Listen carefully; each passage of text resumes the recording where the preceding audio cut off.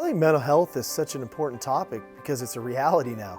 For so long, we probably didn't take into account enough of what mental health really was. I think now the sports world, especially at the collegiate level, is starting to invest in it.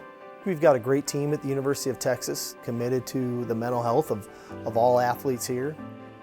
Our program has evolved dramatically with the prevalence of mental health care and the recognition that it receives. But long ago, that wasn't something that was really even considered with student athletes. In the last decade or so, it's really been top of mind, and we've worked really hard to put together a program that I think is really one of the best in the country.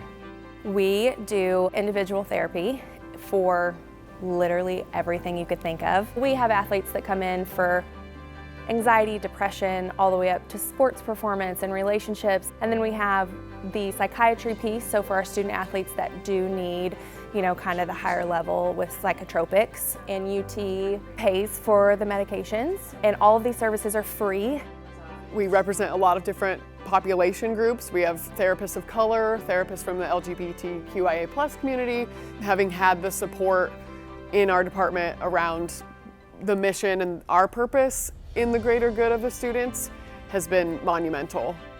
Our doctors and our dietitians and our athletic trainers and behavioral health, we all work very closely together around the holistic care of the athlete. If I'm working with a student athlete that has an eating disorder, I also am working collaboratively with our dietitian, so that way we both together can give the best care to the student. We have provided psychoeducation workshops for coaches. We do like a staff training every semester around mental health, and usually it's around stress management, burnout. Our coaches are really supportive of this, and that's actually one of the sort of referral patterns for us, is that head and assistant coaches oftentimes reach out and share a concern that they may have about a student athlete. I do like to say students have confidentiality 1,000%, but coaches are allowed to call me and just say, hey, I just want to pass along this information. And that's really helpful because it gives them a voice and a space to also have, control and be able to contribute to their athletes' care. Coaches love to have control over every aspect of practice and how the team is performing and how the team is progressing. But I think there have been a number of ways that we've given up some control, and working with Ashley and Kylie has been terrific because I really do feel like we're on the same page. They, in terms of caring and making sure that the kids on the team, that they are healthy, their influence has been significant. Mark Emmert has just announced that the men's and women's tournaments, as well as all remaining winter and spring NCAA championships, have been canceled. It's safe to say we have never seen a day like this in sports, perhaps in history. Since the pandemic, we've had a drastic increase in the number of students seeking support. My first year here, there was roughly about 900 appointments, and the past 2020, 2019, we were averaging about 3,000 appointments a year.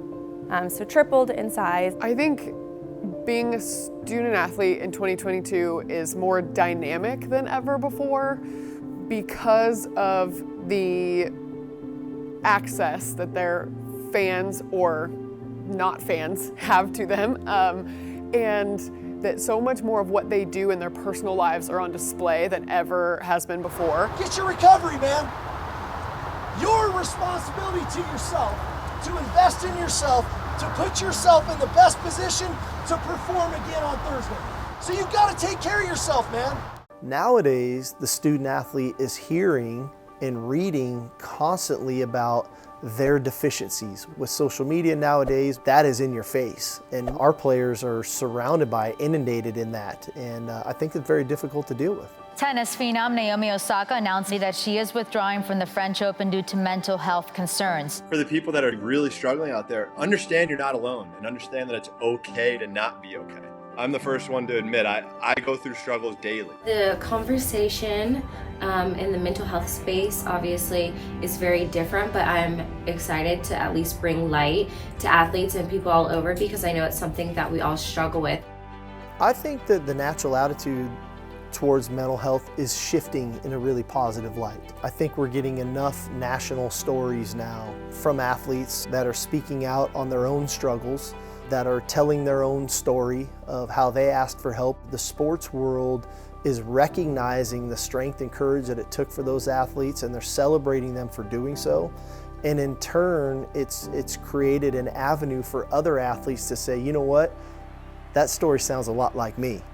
And you know what, I'm gonna go to my organization or my school and talk to them about what I'm dealing with. And in turn, I think we're starting to celebrate those that acknowledge some of the mental health issues they've had, that had the courage to ask for help, and then ultimately come out on the other side